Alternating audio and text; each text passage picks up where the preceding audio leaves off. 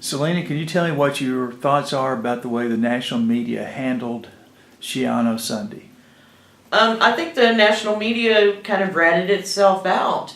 You're supposed to report on a story accurately and without prejudice or bias. That's part of the journalist creed. It's something everybody who studies journalism learns while they're in college. And the events of Shiano Sunday demonstrated that the national sports media has a very definite prejudice, a very definite bias as far as that story goes. Somebody that I interviewed said it was bizarre because they acted like they were the sports agent for Greg Shiano. And that's not the way journalism is supposed to be.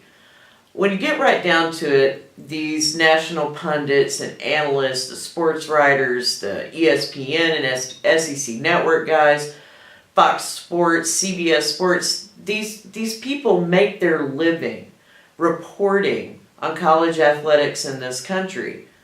And instead of dismissing an entire fan base due to outdated prejudices or stereotypes like loudmouth rubes or Bubba at the trailer park in Pigeon Forge, but using language like this to dismiss hundreds of thousands of people is not only demonstrating that prejudice that I was talking about, but these guys are also insulting their market, their target audience.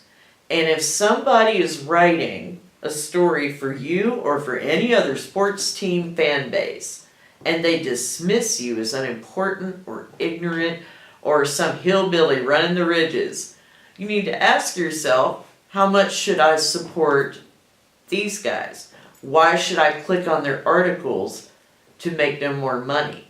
Why should I give them my attention when it obviously means so little to them? Go to the very few national sports journalists who didn't do that. Go to Barrett Sallee at Bleacher Report, or Ryan McGee or Peter Burns at ESPN and SEC Network.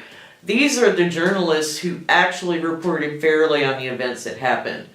And aside from them and local media, you don't need to give somebody else financial support or the attention, because they obviously don't care about yours.